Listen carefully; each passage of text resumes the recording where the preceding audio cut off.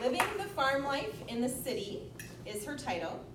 She owns her own bookkeeping business, married for 22 years, and has 2 sons named Owen and Wyatt. Kathy, living the farm life in the city.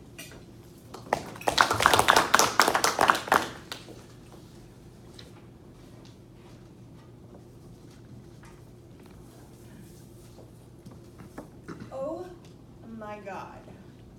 If you can imagine my teenage girl horror, the day my grandma was swimming in the icy cold river with her bra and underwear. But I remember the day so crystal clear, it was like it was yesterday. The river was down below the old train bridge in Sangodo, Alberta. I was 11 or 12 years old, the age where swimsuits should match your sandals and be fashionable. So you can imagine the look on my face on a hot sunny afternoon when she parked her bright red Lincoln Continental beside of the river, jumped out of the car, took off her t-shirt and shorts, dropped them on a pile in the sand, and walked straight into the river. I remember looking around to see if anyone was watching, and if she would really cover up and use a towel. She would call back from the river and say, "The water is perfect, come on in." The heat eventually came over my embarrassment, got out of the car, and I would slowly and modestly strut my swimsuited self into the river, cringing but feeling so much relief from the sun. In those days, my younger sister and I spent our yearly 2-week summer vacation holiday at the farm with my grandma and grandpa. That's my mom's parents.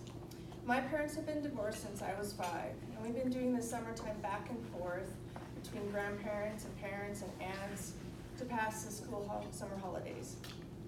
The time spent at the farm was a truly magical experience. I loved every minute of it. My grandma had a huge garden that I could pick peas all day long. And the cousins would come over and we would sit out on the deck and shuck the peas, which is taking the peas out of the shells.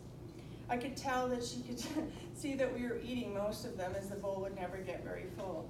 She would laugh, me running around the kitchen canning and cooking all the goodness from the garden, and I think she just really enjoyed us kids being there. The best days at the farm were spent on horseback when we could go berry picking. Up around Merithler, the Saskatoons were high up in the trees. So in order for us to go picking, we would tie 4 empty buckets to the saddle laces. And we would go off and Grandma would be on the lead horse.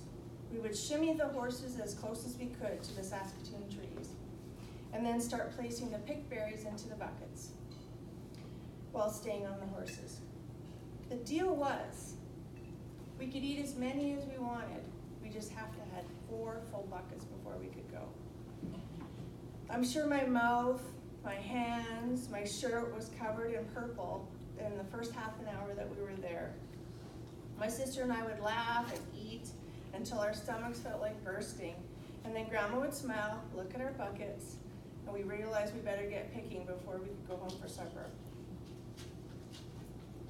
And those summer days on horseback, she taught us to find gooseberries, which are like grapes in small bushes, wild strawberries, pin cherries, Nanking cherries, raspberries, blueberries, blackberries, or any other fruit or vegetables available for picking or tasting. She taught me to can fruit into jam, pickle cucumbers, freeze vegetables, and make delicious fruit pies that my grandpa would sit and eat with vanilla ice cream. To me, those summers instilled the love of a farm, the animals, raising and canning my own produce, providing a deep sense of working on honestly a long day and loving every minute of it.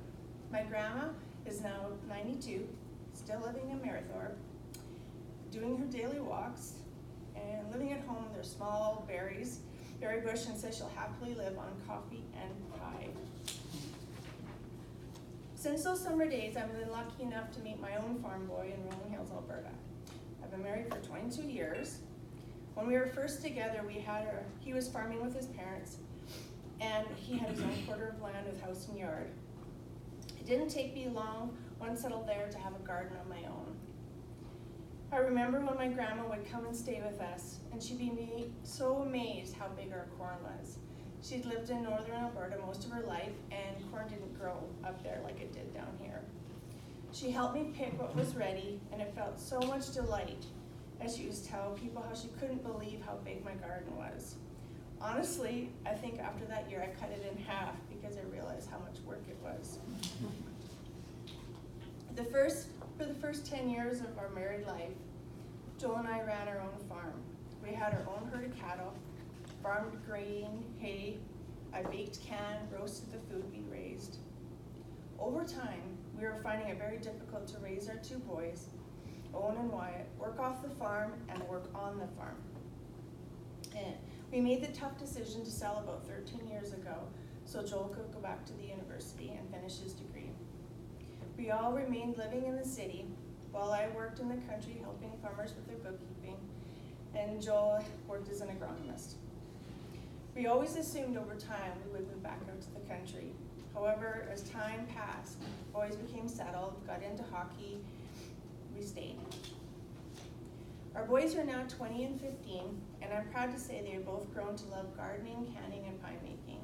My younger son Wyatt had a business selling his pickled beets, called Wyatt's Beets, for a few years. And Owen has just finished his horticulture diploma at Old College. This year, Wyatt was so excited in school, he started a few bean plants in wet paper towel.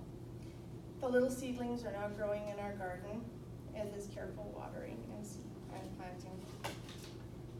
Passing down the traditions of my family to my own kids is so special, especially living in the city, where having access to grow a garden is not as easy or common. One day I can see us back out in the quiet of the country and growing a big garden again. For now, I'm proud to say that Joel and I are living the farm life in the city and doing a pretty good job of it. I'm going to leave you with this quote to ponder. If you have never experienced the joy of accomplishing more than you can imagine, plant a garden. Thank you.